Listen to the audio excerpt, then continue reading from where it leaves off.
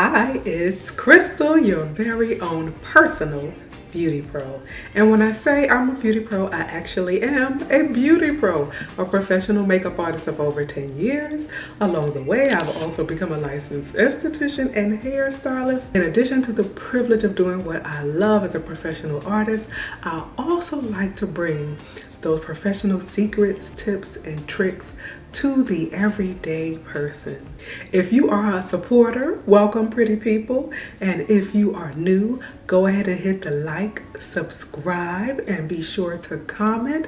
Hit the notification button so that when you do need your very own beauty pro, you know where to find me. As a makeup pro and lover, of course, we love trying out the latest and greatest in beauty, but I don't want to become just another like beauty review channel or QVC style makeup channel, as I jokingly call them. But that's not to knock them, because there are quite a few that I follow and enjoy who do a great job at it. But what I want to add is that Pro Touch really talk more about performance and application and how to wear all of this makeup we buy. Today I am excited because we're going to be talking about something new, which is the Nars Soft Matte Complete Foundation. I was really excited because they had a space for a matte foundation for quite some time. The sister to the Sheer Glow foundation used to be called Sheer Matte. They discontinued that, and I've been wanting a good matte that I love from them ever since. So we'll see about this one. This one claims to be long wearing, give you a soft matte natural finish, claims to last up to 16 hours, a big claim of being transfer proof, and it also says it has some skin friendly ingredients and it promises a medium to full buildable coverage. The soft matte concealer, which I absolutely love, but was not crazy about the limited shade range or necessarily some of the undertones that it came in, very limited. So I was thrilled when they said they were expanding the shade range. I'm hoping to get some of my favorites, and sure enough, Sucre d'Orge, one of my favorites in the Radiant Creamy, they came out with in the soft matte, and they also have a new shade called Praline. I'll be trying the soft matte concealer as a bonus for us today. So we actually have two shades. We have Nars Tahoe and Cadiz. For those who are close to my shades, this may be a bit of a help, but even if you're not my shade, I have found it good to look at complexions all the way across the spectrum, because it starts to give you an idea of where you fall, even when you look at other shades. For a general reference that's easy to find everywhere on the internet, I am generally MAC NC44 or NC45, and I think my true shade falls right in between. I have a sort of yellow golden undertone, but it has a little bit more warmth in it too, so I'm almost like a coral undertone. And a lot of people, if you have difficulty matching your undertone, you might have one similar to mine. One thing I know for sure is that I'm not neutral, because a lot of neutral undertones tend to go a little green on me. Olives are my least flattering match. That's Tahoe, pretty close match, and a beautiful color. Because they have such nice shade options, I wanted to get more than one, because I tend to be able to wear about 2 or 3 different shades. Here's another one of my favorites. I absolutely love that Natural Radiant Longwear, and I have that one in Tahoe. The Cadiz in this one was a little too warm for me. I'm going to show you this one just for reference. So the Tahoe and the Natural Radiant Longwear, she's a little brighter. So this is Cadiz. So once again, this is Cadiz and the soft matte. This is Tahoe in the soft matte, and this is Tahoe in the natural longwear. We're going to start with Marc Jacobs foundation brush. This one is the Phase 2. I absolutely love this little kitten paw style of brush. It's actually on a slight angle, which it lays so beautifully against the skin. We'll start with a couple of drops of the Cadiz. I have found that different types of foundation formulas like different types of brushes. Some like the more flatter, denser brushes. This one has a beautiful, unique angle, but it is definitely dense. But then others like a more paddle style brush, or something that is a bit more flimsy. I've also tried this with a sponge, but I prefer this style of brush with this one. I would say if you didn't like it the first go round, give it 1 or 2 more tries before you give up on this formula altogether. As I found, it really does make a difference if you have a really good match and if you use a little bit of product at a time. It has a nice amount of time before it settles down. I think we're going to use a couple of drops of Tahoe, the slightly more golden, slightly brighter shade, and we'll use that right up here in the center upper face.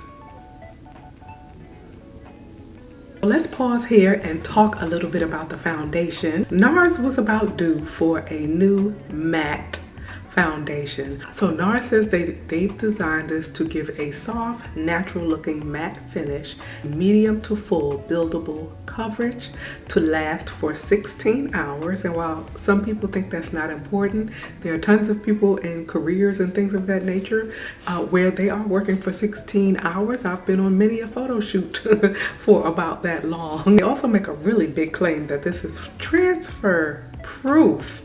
I think it would have been a little safer to say transfer resistant, meaning it kind of, you know, might transfer a tiny bit, but to say transfer proof, that was a big one. So they have a lot of confidence in this. Looking at the ingredient deck, it actually is a respectable ingredient deck, and it does have a few nourishing botanicals and a few nourishing ingredients higher up on the formula than some other brand. If you love a matte and don't want to look flat and chalky, you might really like this finish. It makes the skin look really smooth and even, as if you have already powdered the finish. The day I wore it, it lasted well. I didn't see any major creasing or breaking up, which is a concern for many people. Once the look was completed and I set it with a little powder, I did find that it was transfer resistant. From the time of their first release, I have loved the formula of the soft matte concealers. And 2 of the new shades was Sucre d'Orge, which is one of my favorites from the Creamy Radiant expansion. Then a new one, Praline. So Praline is the slightly brighter one. They have a beautiful soft matte skin-like finish. They give a beautiful full coverage, which is what concealer should do. I am not an advocate of a sheer or medium concealer. Concealer should conceal. And to that, I am going to add my favorite Sucre d'Orge concealer brush I have been enjoying so much. It's the MAC 270. Here we are with foundation and concealer complete. I like a lot of the things that I try, but I only put things in my pro kit I really love. I have to love them. They have to excel, because I can't really practice rehearse with hit or miss products when I'm on a photo shoot being paid to deliver a flawless product. And this is another one that I would put in my pro kit. For the video, I thought I would break out a powder that I really love that I may not have shared with you as often, and that is the Nars translucent powder. Formerly, people may know this as the crystal powder. I'm going to use one of Nars brushes.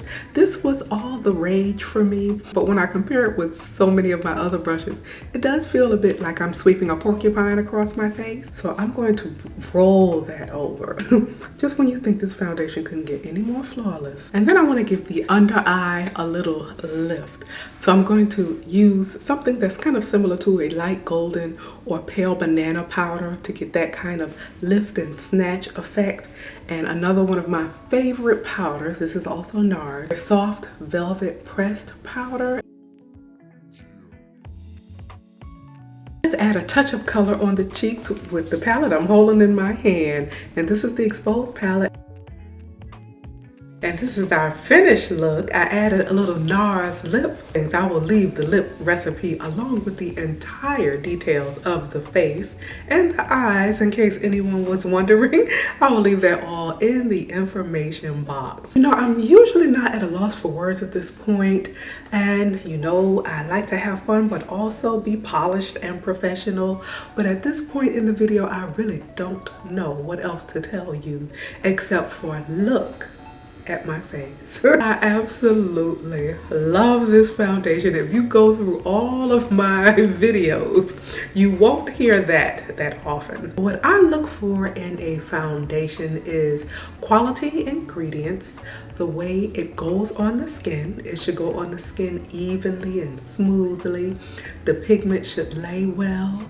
It should not be cakey or separate. It should not have a lot of transfer when you press a tissue against it. It should set well. It should photograph and film beautifully. It shouldn't look like texture up close. Even if you press it with your fingers, it shouldn't leave a lot of fingerprints in it once it's set either. I do like the packaging. It is great for travel and it's great for a professional's kit and an individual person. Although I do think that glass is more luxurious, I do not mind this packaging. Another bonus of packaging like this, you don't need a pump and you dispense a little bit of the product at a time. Thank you all so much for watching. I hope you enjoyed it as much as I enjoyed preparing it for you. I look forward to seeing you in the very next video. But until next time, keep it pretty.